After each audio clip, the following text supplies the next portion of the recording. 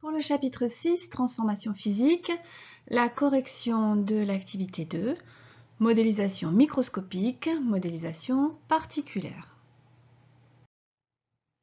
Visionnons d'abord les capsules vidéo.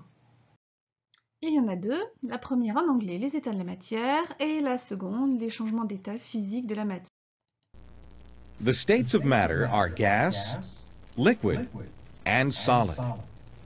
Gases assume the shape and volume of their container. Particles of a gas are separated from each other, move in straight lines, and in a completely random manner. They change direction only when they collide with each other or the container. Liquids have a definite volume and assume the shape of their containers. The particles of a liquid are closely spaced, and so their motion is still random, but much more limited. The particles slip past and collide with near neighbors. Solids have a definite shape and volume. Particles of solids are in fixed positions and collide only with near neighbors.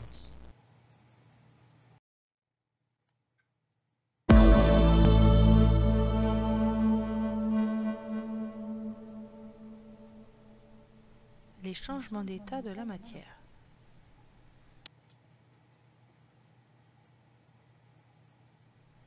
La matière peut exister sous trois formes, solide, liquide ou gaz. Le passage d'un état physique à un autre est appelé changement d'état et il se produit à une température donnée qui dépend de chaque espèce chimique.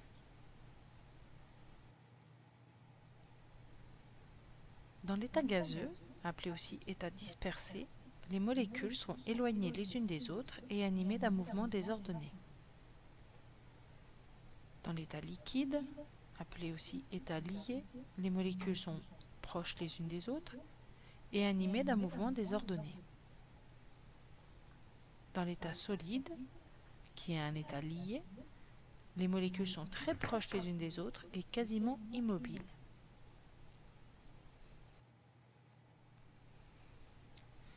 Chaque espèce chimique est caractérisée par une température d'ébullition qui correspond au passage de l'état liquide à l'état gazeux ou réciproquement, et une température de fusion qui correspond au passage de l'état solide à l'état liquide ou réciproquement. Voici le diagramme de changement d'état. Le passage de l'état solide à l'état liquide est appelé la fusion. Le passage de l'état liquide à l'état solide est appelé la solidification. Le passage de l'état liquide à l'état gazeux est appelé la vaporisation. Elle correspond aussi à une ébullition ou une évaporation dans certaines conditions. Le passage de l'état gazeux à l'état liquide est appelé liquéfaction. Le passage de l'état gazeux à l'état solide est appelé la condensation. Et le passage de l'état solide à l'état gazeux est appelé la sublimation.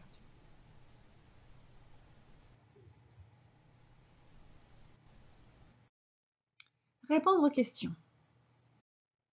Décrire en une phrase chacun des trois états de la matière au niveau macroscopique, en utilisant les mots-clés volume propre, forme propre. Si on s'intéresse au solide, possède-t-il un volume propre? Oui. Possède-t-il une forme propre? Oui. Quant au liquide, possède-t-il un volume propre? Oui. Possède-t-il une forme propre? Eh bien non. Le gaz, possède-t-il un volume propre? Non. Possède-t-il une forme propre? Non plus. Rédigeons maintenant ce que nous avons décrit sous forme de tableau, de façon à faire des phrases. Alors au niveau macroscopique, gaz et liquide sont des fluides déformables qui n'ont pas de forme propre. Un gaz est un fluide compressible et expansible qui occupe tout le volume dont il dispose, et donc il n'a pas de forme propre. Les liquides ont un volume propre. Les solides sont incompressibles et possède un volume et une forme propre. Dans ces conditions, l'adjectif propre signifie fixe. Deuxième question, décrire en une phrase chacun des trois états de la matière au niveau microscopique. Donc nous allons regarder la répartition des entités pour les solides.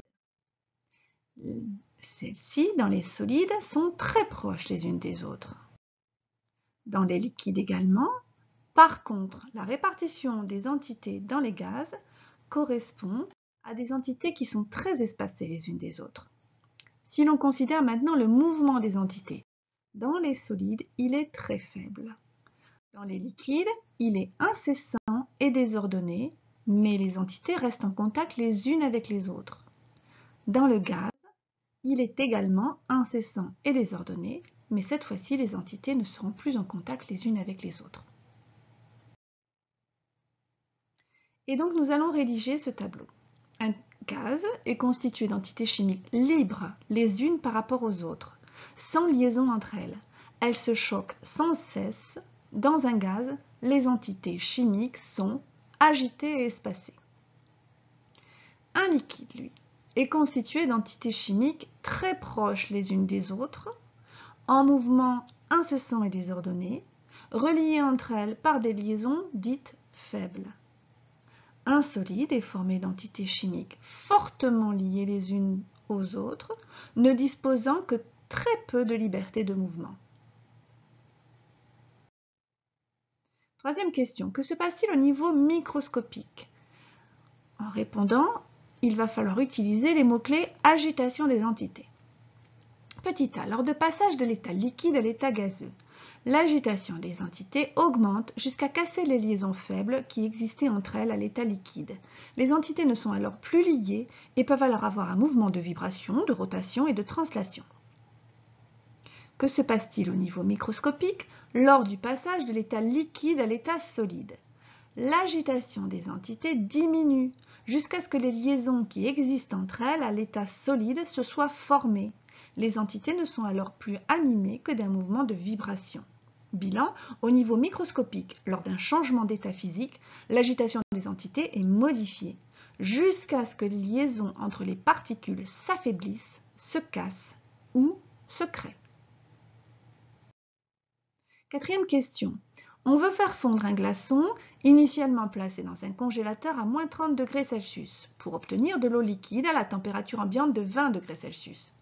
Décrire l'évolution de la température du glaçon considéré comme un corps pur, premièrement avant le changement d'état. À l'état initial, la température du glaçon est de moins 30 degrés Celsius. On commence par augmenter sa température jusqu'à 0 degrés Celsius. Avant le changement d'état, le glaçon a donc sa température qui augmente. Pendant le changement d'état, la température reste constante et égale à 0 degrés Celsius.